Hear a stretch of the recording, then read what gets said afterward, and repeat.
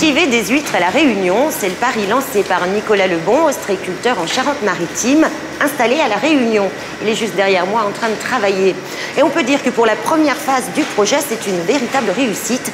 Il a réussi notamment à acclimater les huîtres en milieu tropical, à en écouler 1 tonne par mois tout au long de l'année sur le marché local et 15 tonnes juste pour le mois de décembre. Voici un reportage qui va vous mettre en appétit pour les fêtes de fin d'année.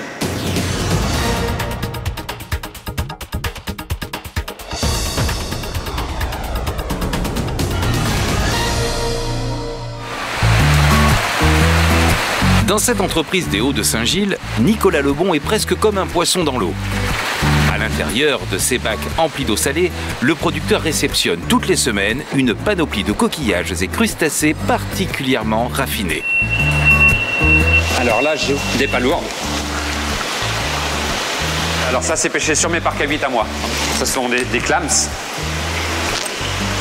Ça vient de Bretagne, par contre, il n'y en a pas sur l'île de Ré. Donc ça, c'est un collègue à moi qui les fait, qui a un bateau, qui pêche, ça c'est pêché à la drague en bateau. Ça, ce sont des moules de Vendée, moules de Bouchot, et l'appellation d'origine, c'est la Charente. Là, il y a les petits bigorneaux tout vivants, qui se promènent un petit peu partout. Donc ça vient aussi de mes parcs à huîtres. L'ostréiculteur a toutes les raisons de se réjouir de ses produits marins. Ils proviennent à 90% de sa production située sur l'île de Ré. Après y avoir créé sa société il y a plusieurs années, il a décidé de s'installer à La Réunion il y a 1 an. Depuis, l'intégralité de sa marchandise est réservée au marché local. Je suis producteur d'huîtres, bigorneaux, palourdes. J'ai aussi des moules. J'importe le reste des coquillages ici à La Réunion, crustacés, donc homards, tourteaux. Et donc je remets tout ici en eau de mer à La Réunion.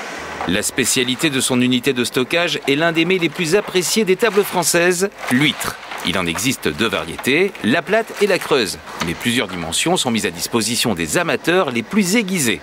Ça, c'est la numéro 2, les grosses huîtres. Et après, la plus vendue, la plus populaire, c'est celle-ci. Une petite taille un petit peu en dessous. La numéro 3. Plus facile à ouvrir et c'est moins gros, c'est plus facile à manger. La numéro 3, c'est ce que tout le monde mange. Cultiver les huîtres dans les eaux chaudes de l'océan Indien serait impossible. Pour les garder en vie, notre producteur a investi dans un système très ingénieux. J'ai l'autorisation de pomper l'eau de mer à la possession, que j'ai été chercher avec une citerne au début, que j'ai mis là derrière dans les réserves tampons. Je la refroidis de 28 degrés, je la redescends à 9 degrés. Ensuite, elle est oxygéner un maximum pour que le coquillage se ressente bien. À les brasser, j'ai des gros ventilateurs sous l'eau pour reproduire la courantologie. Il faut toujours du courant, il faut toujours que ça soit en mouvement. Un gros skimmer qui me permet d'enlever toutes les bactéries qu'il peut y avoir. Plus après, comme pour un aquarium, tout ce qui est filtre UV, mousse, enfin, voilà. Maintenues dans ces conditions optimales, ces huîtres pourraient vivre plusieurs dizaines d'années et devenir des huîtres mères. Elles demanderont toutefois un entretien quotidien, loin de leur milieu naturel. Tous les matins, on descend les huîtres et on va trier bac par bac, voir s'il n'y a pas une morte. Il ne faut pas laisser une huître morte dans un bac, ça pourrait contaminer les autres. Ça ne va pas le faire en 2 jours, mais c'est pas sain. En pleine mer, les poissons vont venir manger l'huître morte, le crabe va venir manger l'huître morte. Ici, il n'y a personne pour la manger, donc il faut que ça soit moi qui les enlève obligatoirement. Oui. Une huître vivante, ah, résonne pas, ouais. Une huître creuse. On voit celle-ci, elle est morte, hein. Il n'y a plus de jus, il n'y a plus rien, elle est toute sèche. Elle est morte pendant la nuit. Hein. Comme tout coquillage, une huître se nourrit en filtrant les fonds marins, ce qui lui permet d'ingérer des phytoplanctons vitaux.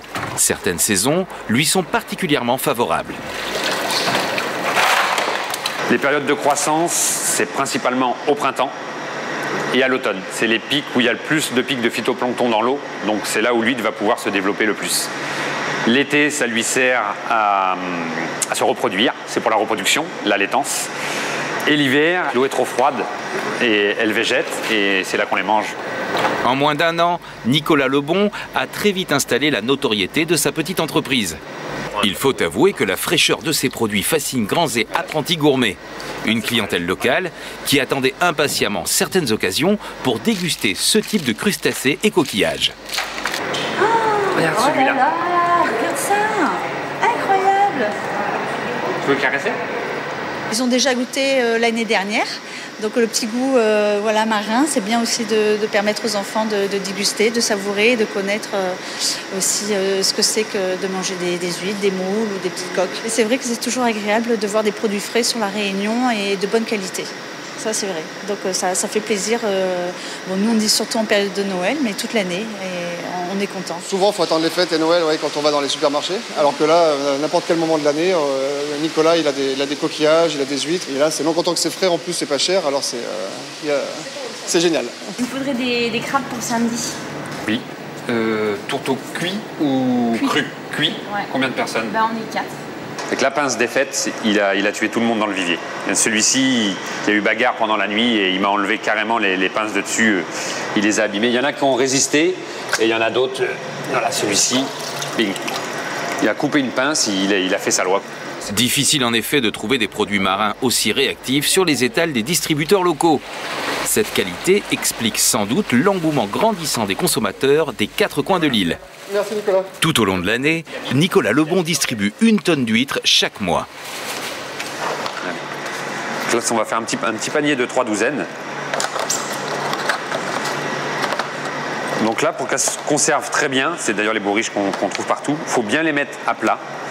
Toujours dans le bon sens. Hein. Les huîtres, ça c'est le dessus, ça c'est le dessous. Si on les met à l'envers, elles vont perdre leur jus. Il faut toujours les mettre à l'endroit. Il ne faut pas les mettre comme ça non plus, sinon on va pas pouvoir les garder bien longtemps. Ça ne bouge pas, risque pas de s'ouvrir, et là il peut les conserver une dizaine de jours sans problème. En moins d'1 an d'existence, l'entreprise Huîtres Les Bons a écoulé près de 35 tonnes de ses produits aux particuliers, supermarchés et professionnels de la restauration. Les chefs peuvent désormais surprendre la clientèle à tout instant. Avant, on travaillait si vous voulez, avec d'autres fournisseurs, donc avec Monsieur Lebon s'installe, quoi. Donc on avait des huîtres, mais qui n'étaient pas aussi juteux, si vous voulez. Donc celles-ci sont vraiment bien juteuses, on a l'impression de les pêcher soi-même, quoi. Et l'avantage, c'est de pouvoir les tenir 6 ou 7 jours dans cette fraîcheur, quoi. Donc qui rappelle un peu aussi le pays de métropole, comme si on y était, quoi. Une première phase d'installation à succès, Nicolas Lebon projette désormais d'aller au-delà du stockage. D'ici 2014, il sera en mesure de produire les toutes premières huîtres nées à La Réunion. Ça fait du bien le matin. Ouais, ça réveille après les embouteillages, c'est parfait.